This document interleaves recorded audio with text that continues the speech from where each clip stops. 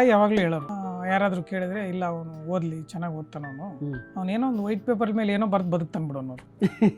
ದಾವಣಗೆರೆಯಲ್ಲಿ ಒಂದ್ಸಲ star use ಅಂತ ಒಂದು ಮಾಡಿದ್ರು, ಅಲ್ಲಿಗೆ ಜೋಶಿಮನ್ನು ಅವರು ಇವರೆಲ್ಲ ಬಂದಿದ್ರು ಸಿನಿಮಾದು. ಅಲ್ಲಿ ಯಾರ್ದು ಕಾಂಟ್ಯಾಕ್ಟ್ ಇಲ್ಲ, ಓಡಿದೆ ಸುಮ್ಮನೆ ಬಸ್ ಹತ್ತಿ. ಮೈನಸಿಂದ ಅವ್ರು ಫೋನ್ ಎತ್ತಿದ್ರು ಅವ್ರ ಮನೆಯದು, ಲ್ಯಾಂಡ್ಲೈನ್ ನಂಬರಿಗೆ ಕಾಲ್ ಮಾಡಿದ್ರಿ? ಹಾಗೆಲ್ಲ ಲ್ಯಾಂಡ್ಲೈನ್ ಇದ್ದಿದ್ದು. ಹಿಂಗೆ ಸ್ಕ್ರಿಪ್ಟ್ ಬರೀತೀನಿ ಸರ್ ನಾನು, ಏನಾದರೂ ಬರ್ಬೋದು ಹಾಗೆ ಅಂತ. ಓಕೆ, ಬನ್ನಿ ನಾಳೆ ಅನ್ಬಿಟ್ರು. ಸೇಫಾಗಿ ಸಿಗ್ತಿದ್ದಂದ್ರೆ ಮಾರ್ಕೆಟಿಂಗ್ ಮಾಡ್ಕೊಂಡು, ಮಾರ್ಕೆಟಿಂಗ್ ನಾವು ಹೋದ್ರೆ ಅಲ್ಲಿ ಉಳ್ಕೊಳಕ್ಕೆ ಜಾಗ ಕೊಡ್ತಾರೆ, ಆಗ್ಲತ್ತು ಮಾರ್ಕೆಟಿಂಗ್ ಎಲ್ಲ ಮಾಡ್ಕೊಂಡು ಆಮೇಲೆ ನೋಡೋಣ ಗ್ಯಾಪ್ ಸಿಕ್ಕ. ಕೆಂಪಂಗಿ ಗೋವಿಂದ ಅಂತ ಕರೀತಾ ಇದ್ರು ಅಂತ. ಸೊ ಅವತ್ತಿಗೆ ನೀವು ಬಡತನವನ್ನಂದ್ರೆ ಕಷ್ಟದ ದಿನಗಳನ್ನು ನೋಡಿದ್ರಿ. ಬೇಡ ಬೇಡ ಸವಾಸನೆ ಬೇಡ, ನಾನು ಸಿನಿಮಾನೇ ಬೇಡ, ಸಿನಿಮಾನೇ ಬೇಡ, ಏನು ಬೇಡ, ಇಲ್ಲಿಂದ ಬೇರೆ ಕಡೆ ಎಲ್ಲರ ಬಾಂಬೆಗೆ ದುಡ್ಕೊಂಡ್ಬಿಡೋಣ, ಬೇಕು ಹೋಗ್ಬಿಡೋಣ. ಸಕ್ಸಸ್ನ ಬ್ಯಾಲೆನ್ಸ್ ಮಾಡೋ ಡ್ರೈವಿಂಗ್ ಬರೋವರೆಗೂ ನಿನಗೆ ದೇವ್ರು ಕೀ ಕೊಡಲ್ಲ ನಿನಗೆ ಅಂತ ಅದ್ಭುತ. ಅದಾದಮೇಲೆ ನಾನು ವಿ ಮನೋಹರ್ ಸರ್ ಸರ್ ಅವ್ರು ಎಷ್ಟು ನಂಬಿಕೆ, ಒಂದಲ್ಲ ಒಂದಿನ ಅವನು ನಮ್ಮನ್ನೆಲ್ಲ ಸಾಕೋದು ಇವನೇನೆ. ಆಮೇಲೆ ಒಂದಲ್ಲ ಒಂದಿನ ನೋಡಿ ಅವ್ನು ಕಾರ್ ತಗೊಂಡ್ಬರ್ತಾನೆ ಊರಿಗೆ ನಾವು. ಬಟ್ ಏನಂದರೆ ನಾವು ಕಾರ್ ತಗೊಂಡು ಊರಿಗೆ ಹೋಗೋಷ್ಟರಲ್ಲಿ ಅವ್ರು ಇರಲಿಲ್ಲ. ಡೈಲಿ ಮಾಧ್ಯಮ ಫಾಲೋ ಮಾಡಿ, ಮತ್ತೆ ಮತ್ತೆ ವಿಸಿಟ್ ಮಾಡ್ತೀರಿ.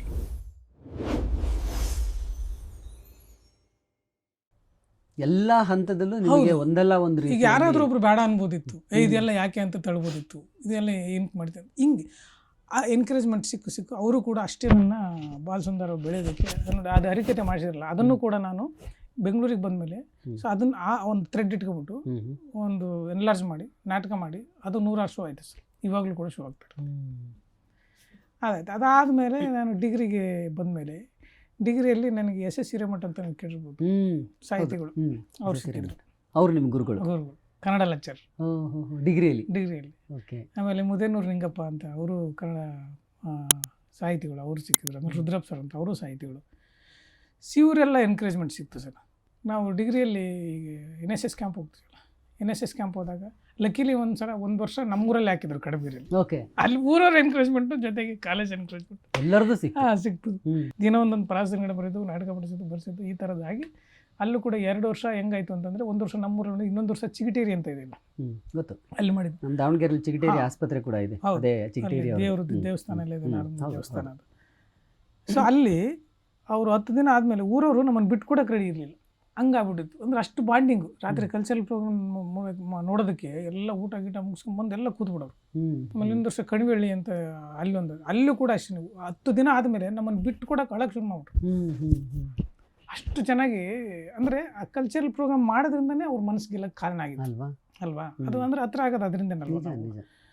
ಸೊ ಅಷ್ಟು ಚೆನ್ನಾಗಿ ಅವರು ನಮ್ಮ ಜೊತೆಗೆ ಹೊಂದ್ಕೊಂಡು ಕನೆಕ್ಟ್ ಆಗ್ಬಿಟ್ಟು ನಾವು ಕಲ್ಚರಲ್ ಪ್ರೋಗ್ರಾಮ್ ಎನ್ಕರೇಜ್ ಮಾಡಿದ್ರಿಂದ ನೋಡಿ, ಇಷ್ಟೆಲ್ಲ ವಾತಾವರಣ ಸೃಷ್ಟಿಯಾಗಿದ್ದರಿಂದ ಇವತ್ತು ಇಲ್ಲಿಗೆ ಬರೋದಕ್ಕೆ ಒಂದು ಧೈರ್ಯ ಬಂತು ಸರ್. ಹಂಗೆ ಹೇಳ್ಬೇಕು ಅಂದ್ರೆ ನಮ್ಗೆ ಅಂಥ ಟ್ಯಾಲೆಂಟ್ ಏನಲ್ಲ, ನಾವು ಎಲ್ಲರೂ ಹೇಳಿಕೊಟ್ಟಿರ್ಬೋದು, ಅದ್ರ ಜೊತೆಗೆ ಅದನ್ನ ಅಳವಡಿಸ್ಕೊಳ್ಳೋದು ಅದು ಬಹಳ ಇಂಪಾರ್ಟೆಂಟ್ ಅಲ್ಲ. ಹೌದು, ಅದ್ರ ಜೊತೆಗೆ ನೀವು ಹೇಳ್ದಂಗೆ ಇವರೆಲ್ಲ ಸೇರಿದ್ದು, ಇವರೆಲ್ಲ ಎನ್ಕರೇಜ್ಮೆಂಟ್ ಕೊಟ್ಟಿದ್ದು ಒಂದು ಅದೃಷ್ಟ. ಈಗ ಈ ತರ ಸಪೋರ್ಟ್, ಈ ತರ ಸಹಕಾರ ಬಹಳಷ್ಟು ಜನಕ್ಕೆ ಸಿಕ್ಕಿರುತ್ತೆ, ಸಿಕ್ಕಿರಲ್ಲ ಅಂತಲ್ಲ ನಿಮ್ಮ ತರಾನೇ. ಕರೆಕ್ಟ್.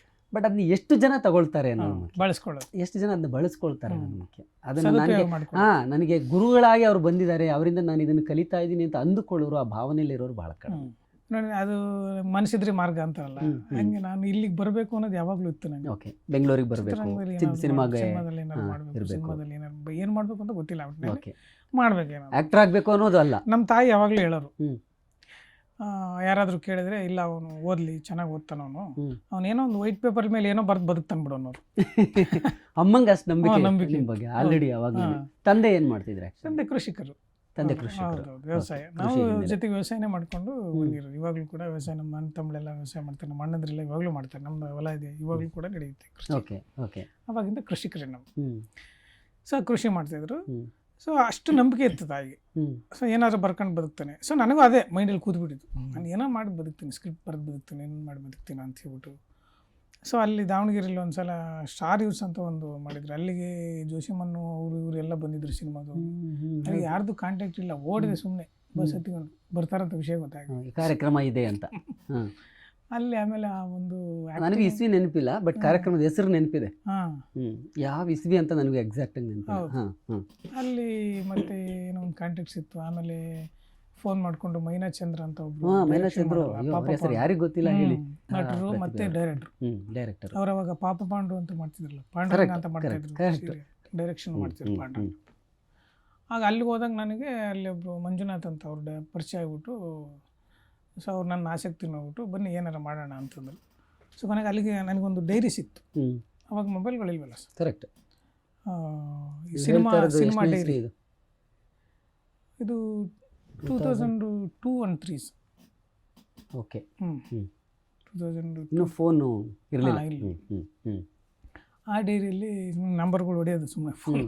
ಓಕೆ. ಸೊ ಅಲ್ಲಿ ನನಗೆ ಮೈನಸ್ ಅವ್ರು ಫೋನ್ ಐತಿದ್ರು ಅವ್ರ ಮನೆಯದು. ಲ್ಯಾಂಡ್ಲೈನ್ ನಂಬರಿಗೆ ಕಾಲ್ ಮಾಡಿದ್ರಿ? ಹಾಗೆಲ್ಲ ಲ್ಯಾಂಡ್ಲೈನ್ ಇದ್ದಿದ್ದು. ಹಿಂಗೆ ಸ್ಕ್ರಿಪ್ಟ್ ಬರೀತೀನಿ ಸರ್ ನಾನು, ಏನಾದರೂ ಬರ್ಬೋದು ಹಾಗೆ ಅಂತ. ಓಕೆ. ಬನ್ನಿ ನಾಳೆ ಅಂದ್ಬಿಟ್ರು. ನಾವು ಇಲ್ಲ ಅಂದ್ಬಿಟ್ರೆ ಹೆಂಗೆ ಅಂತ ನಮಗೆ ಭಯ. ನಾಳೆ ಬನ್ನಿ ಅಂದ್ಬಿಟ್ರಲ್ಲ, ರಾತ್ರಿ ಟ್ರೈನ್ ಇರ್ತೀನಿ ಒಂದು ಬಂದ್ಬಿಟ್ಟು ಬಂದು ಬೆಳಗ್ಗೆ ಇಳಿತೀನಿ, ಇಲ್ಲಿ ಹೋಗ್ಬೇಕು ಏನು ಮಾಡ್ಬೇಕು ಅಂತೆಲ್ಲ ಒಂದು ಅಡ್ರೆಸ್ ಕೊಟ್ಟರು. ಅಲ್ಲಿ ಹೋಗಿ ಆಮೇಲೆ ಅವ್ರಿಗೆ ಸ್ಕ್ರಿಪ್ಟ್ ಹೇಳಿದೆ, ಭಾಳ ಖುಷಿ ಆಯ್ತು ಅವ್ರಿಗೆ.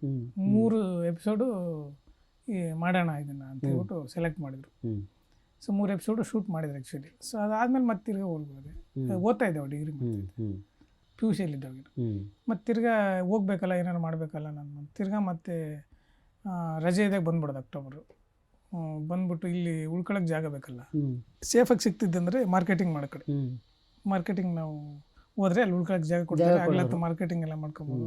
ಆಮೇಲೆ ನೋಡೋಣ ಗ್ಯಾಪ್ ಸಿಕ್ಕಾಗ ಮಾರ್ಕೆಟಿಂಗ್, ಇನ್ನೊಂದು ಹೋಟೆಲ್ ಕೆಲಸ, ಎರಡರಲ್ಲೇ ಜಾಗ ಸಿಗ್ತಾ ಇದೆ. ಬಂದು ಅದನ್ನು ಮಾಡಿದೆ. ಅದಾದ್ಮೇಲೆ ಮತ್ತೆ ತಿರ್ಗಾ ವಾಪಸ್ ಹೋದೆ. ಓಕೆ. ಅದಾದ್ಮೇಲೆ ಮಾಡ್ತಾ ಇದ್ರಿ? ಮಾಡಿದೆ. ಪಿ ಯು ಸಿಲಿದ್ದಾಗ ನನಗೆ ಅದೇ ಒಂದು ಒಬ್ಬರು ಅಲ್ಲಿ ಅರ್ಪಮಳ್ಳಿ ಒಂದು ಸಂಸ್ಥೆ ಅಂತ ಒಂದು ಟೀಮ್ ಇದೆ, ಅವರು ನಾಟಕೋತ್ಸವ ಮಾಡಿದರು. ಅದು ನಾಟಕೋತ್ಸವ ಬಂದ್ಬಿಟ್ಟು ನಮ್ಮ ಕಾಲೇಜ್ ಗ್ರೌಂಡಲ್ಲೇ ನಾಟಕೋತ್ಸವ ಯೋಚನೆ ಆಗಿತ್ತು. ಅಲ್ಲಿ ಬೆಂಗಳೂರಿಂದ ಸುಮಾರು ತಂಡಗಳು ಬಂದಿತ್ತು. ಅದರಲ್ಲಿ ಒಂದು ನಮ್ಮ ನಾಟ್ಯ ಸರಸ್ವತಿ ಶಾಂತಲ ಕನ್ನಡ ಕಲಾ ಸಂಘ ಅಂತ ಹೇಳಿದ್ರೆ ಅವ್ರದ್ದು ಆಂಜನೇಯ ಸರ್ ಅಂತ ಅವ್ರದ್ದು ಕಾರ್ಯದರ್ಶಿ. ಓಕೆ. ಸೊ ನಾನು ಅಲ್ಲಿ ನಾಟಕ ನೋಡಿ ಆದಮೇಲೆ ಅಲ್ಲಿ ಹಿಂಗೆ ಸರ್ ನನಗೆ ಆಸಕ್ತಿ ಇದೆ, ಬಂದರೆ ಇದು ಮಾಡ್ಬೋದು ಅಂದಾಗ, ಅಯ್ಯೋ ಬನ್ನಿ ನೀವು ಬೆಂಗಳೂರಿಗೆ ಬಂದಾಗ ಕಾಲ್ ಮಾಡಿ ಅಂತ ಹೇಳ್ಬಿಟ್ಟು ಲ್ಯಾಂಡ್ಲೈನ್ ಕೊಟ್ಟರು. ಸೊ ನಾನು ಅದಾದಮೇಲೆ ಪಿ ಯು ಸಿ ಎಲ್ಲ ಮುಗಿಸ್ಕೊಂಡು ಡಿಗ್ರಿ ಅಡ್ಮಿಷನ್ ಆದಮೇಲೆ ಇಲ್ಲಿ ಬಂದು ಕಾಲ್ ಮಾಡ್ತಾಯಿದ್ದೆ ಅವಾಗ, ಬನ್ನಿ ಬನ್ನಿ ಅಂತ ಹೇಳೋದು. ಬಂದ ಮೇಲೆ ನಾನು ರಜಾ ಸಿಕ್ಕ ಮೇಲೆ ಬಂದಾಗ, ಸೊ ಇಲ್ಲಿ ಅವರು ಟೀಮಲ್ಲಿ ಇರಿ ಅಂತ ಹೇಳ್ಬಿಟ್ಟು ಇಲ್ಲಿ ನನಗೆ ಆ್ಯಕ್ಚುಲಿ ವಸತಿ ಗಿಸತಿ ಎಲ್ಲ ಅವರೇ ವ್ಯವಸ್ಥೆ ಮಾಡಿಕೊಟ್ಟು ಇಲ್ಲಿ ಇರೋಕ್ಕೆ ಅನುಕೂಲ ಮಾಡಿಕೊಟ್ಟು. ಓಕೆ. ಅದಾದಮೇಲೆ ಬೆಂಗಳೂರಲ್ಲೇ ಇದ್ದೆ? ಹಾಂ, ಅದಾದಮೇಲೆ ನಾನು ಬೆಂಗಳೂರಲ್ಲಿ ಯಾವ ತಂಡದಲ್ಲೇ ಮಾಡಿಕೊಂಡು ಈಗಲೂ ಕೂಡ ಅವಕಾಶ ಸಿಕ್ಕಾಗ ಅಲ್ಲೆಲ್ಲ ಡೈರೆಕ್ಷನ್ನು ಸ್ಕ್ರಿಪ್ಟ್ ಎಲ್ಲ ಮಾಡ್ತಾಯಿರ್ತೀನಿ. ಓಕೆ.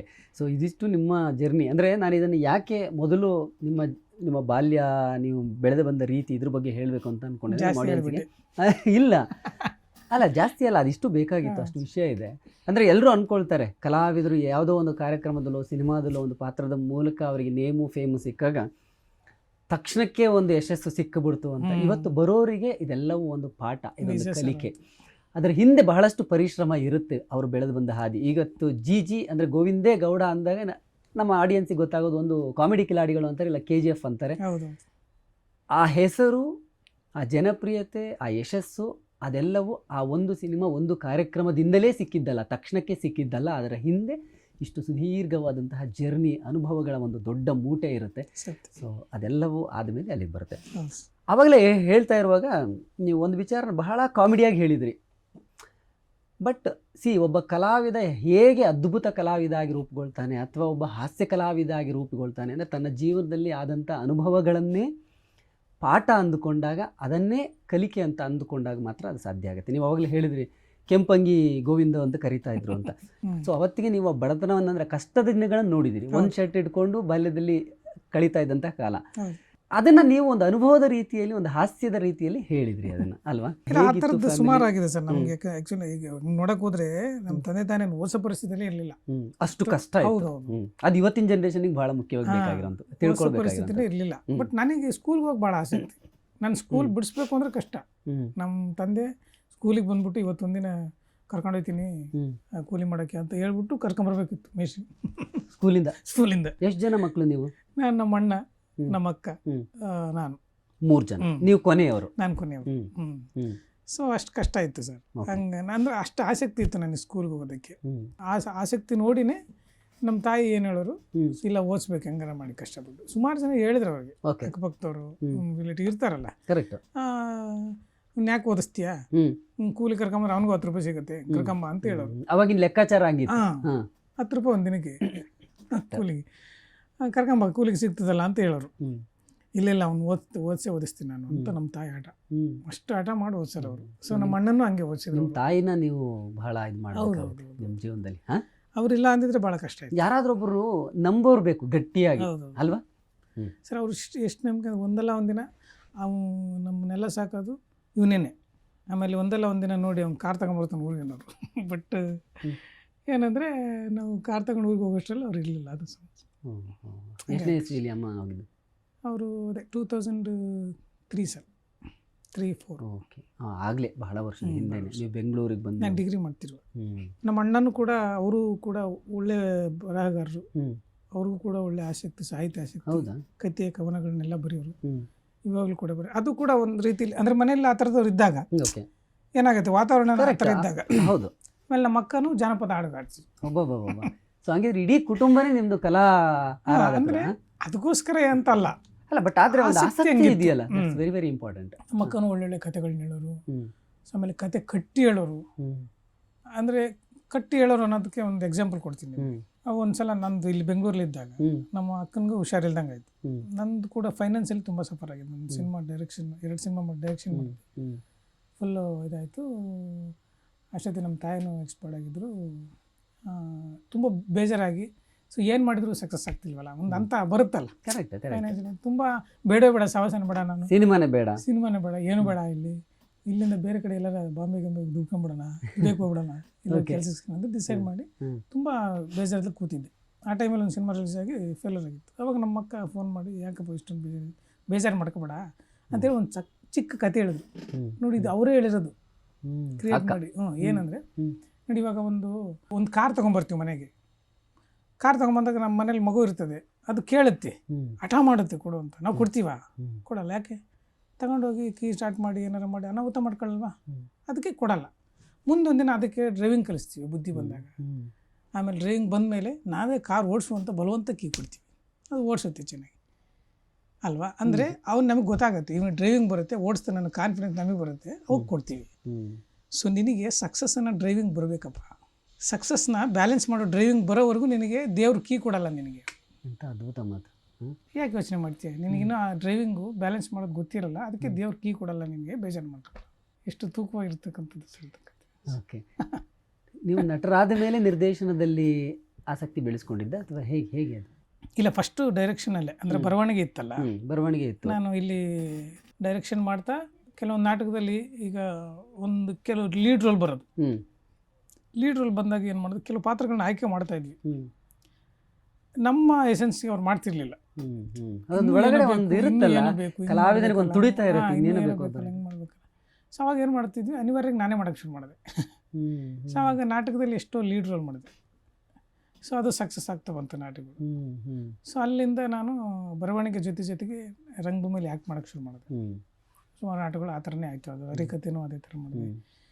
ಸೊ ಹಿಂಗೆ ಸುಮಾರು ನಾಟಕಗಳು, ಗಂಟೆ ಗೋವಿಂದರಾಜ ಅಂತ ಒಂದು ಮಾಡಿದೆ, ಅದರಲ್ಲೂ ಲೀಡ್ ಮಾಡಿದೆ. ಪಳೆಂಕರ ಅಂತ ಒಂದು ಮಾಡಿದ್ವಿ, ಬುಕ್ಕುಂಡ ಭೂಪತಿ ಅಂತ ಒಂದು ಮಾಡಿದ್ವಿ. ಸೊ ಈ ಥರದ್ದೆಲ್ಲ ಅದೇ ಸಂಸ್ಥೆಯಲ್ಲಿ, ನಮ್ಮ ನಾಡ ಸರಸ್ವತಿ ಶಾಂತಲ ಕನ್ನಡ ಸಂಘದಲ್ಲೇ ಆಯಿತು.